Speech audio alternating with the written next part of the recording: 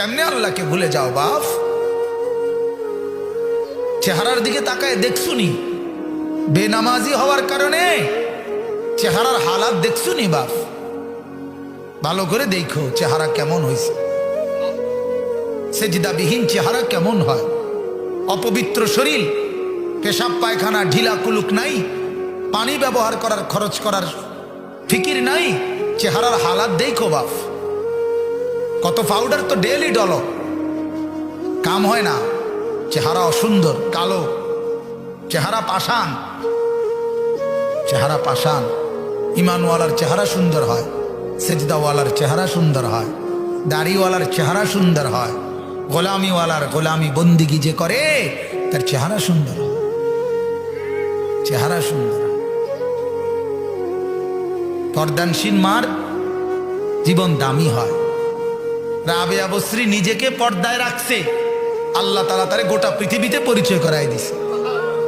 সে নিজেকে আড়াল করে রাখছে, মালিক তারে পরিচয় করাই দিছে। ফাতেমা নিজেকে আড়াল করে রাখছে, আল্লাহ সবার কাছে পরিচয় করাই দিছে। আয়েশা নিজেরে আড়াল করে রাখছে, আল্লাহ তারে পরিচয় করাই দিছে। আর যে মহিলা নিজেকে বাইরে ছেড়ে দিছে, আল্লাহ তারে বেইজ্জতি করে দিছে। তারে দেখলে লম্পট খারাইয়া মতে, এরম যুবক তারে দেখে লোভ করে, লালসা করে, উপভোগের কামনা করে, জিনার ব্যভিচারের স্বপ্ন দেখে, ভালো কল্পনা করে না। বেপর্দা নারীরে দেখা কেউ কয় না যে আল্লাহ এবুড়িরে জান্নাত দিয়ে, আল্লাহ এবুড়িরে জুতা দিয়ে ফিরতেন। এটা কয় জুতা দিয়ে ফিরতেন, এবুড়িরে পারলে হেবড়া নিজেও জুতা দিয়ে ফিরত। বেজ্জুতি ছাড়ার কিছু, বেপর্দা নারীর কপালে বেজ্জুতি ছাড়ার কিছু জোটে। যেই যুবক দেখে তারে কদ্দুর কর না, বলে ভাই তুই তো দেখছ, তোরতে তো ভালো লাগছে, তুই কদ্দুর দোয়া করস না। কথা বোঝেন নাই?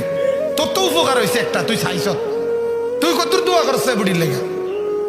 এইতে কইব কি এরম অসিব্বর লেগে বসি দোয়া করতো? কারে কি তুমি তো দেখছো? অসিব্য দেখেই তো দেখছি, বেদ্যপ দেখেই তো দেখলাম, ভালো হইলে কি আর দেখলাম নি হইলে? কথা বলেন না কেন? পর্দানশীল হইলে কি আর দেখতো? তো বেহায়া দেখেই তো দেখছি, বেপর্দা দেখেই তো দেখছি। বলেন নাউজুবিল্লাহ। এই আয়াত আপনাদেরকে জাহান্নামের কথা আল্লাহ মনে করাই দিছে। এটাই বলতেছিলাম, বললাম না নবীরা জান্নাতের সুসংবাদও দিতেন, জাহান্নামের ভয়ও দেখাইতেন।